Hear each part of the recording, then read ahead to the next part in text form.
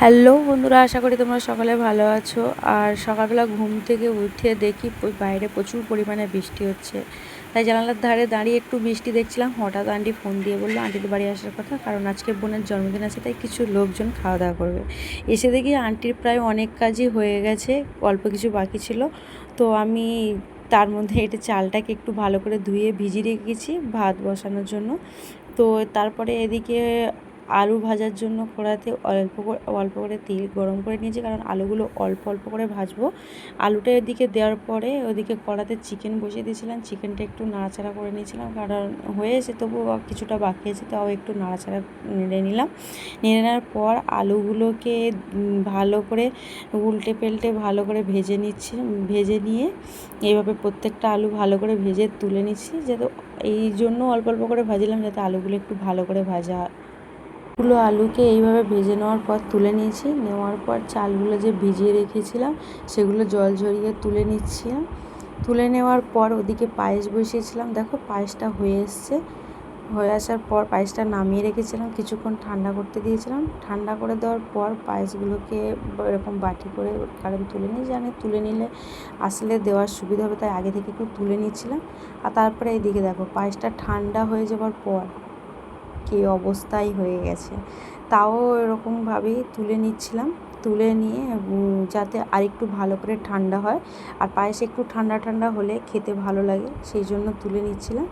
তুলে নেওয়ার পর ভাত বসিয়ে দেওয়ার জন্য এদিকে পানি বসিয়ে দিয়েছি। পানিতে একটু তেজপাতা, লবণ আর যা কিছু লাগে সব দিয়ে রেখে দিয়েছিলাম।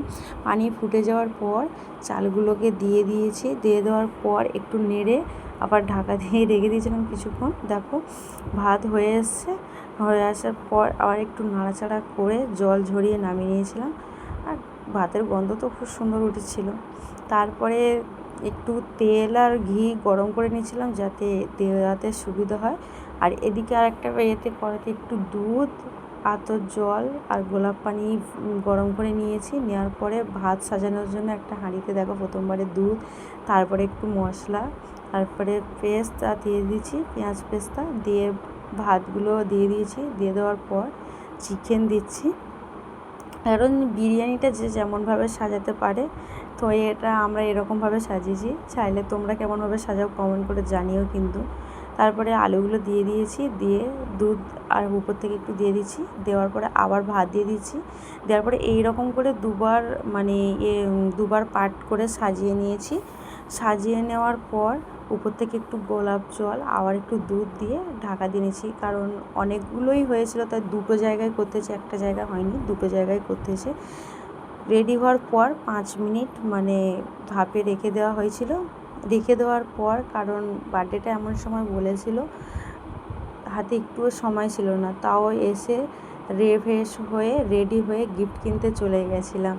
আর গিফটে এখানে তেমন কিছু পছন্দ হয়নি, পাচ্ছিলাম না, যেহেতু ও ছোটো, অনেকটাই ছোটো ছিল। আর ছোটো বলতে গেলে মাধ্যমিক পরীক্ষা দিয়েছে, তাও একটা বোতল আর নিয়ে গিফটগুলো নিয়ে এসে রুমে এসে রেডি হয়ে আবার চলে যাচ্ছি সবাই খেতে। দেখো আর বেশি দূরে নয়, কাছাকাছি ছিল, বেরিয়ে পড়েছে সবাই। এদের একসঙ্গে সবাই যাবো বলে রেডি হয়ে বেরিয়ে পড়েছি। অবশেষে ওখানে পৌঁছে গিয়েছিলাম।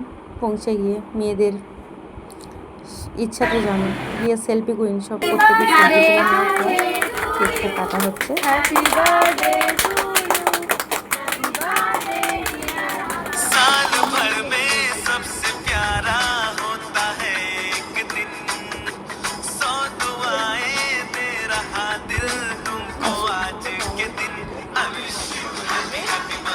কাটা হয়ে গেলে তো জানো যে মাখামাখি তো ছাড়া যাবে না। কেক মেখে নিয়েছে, মেখে নেওয়ার পর খাবার রেডি করা হচ্ছিল ওদিকে। তারপরে গিয়ে সবাই খেতে বসে গেছে।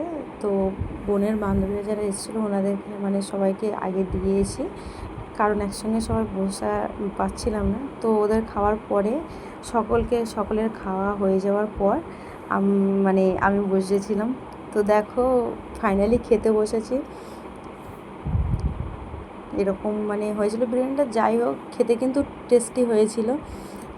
তো যেমনই হোক খেয়ে নিয়েছি। তো এইভাবে আমরা করেছি, তোমরা কীভাবে করো জানিও কিন্তু। আর শেষে থামস আপ ছিল, সেটাও খেয়ে নিয়েছি।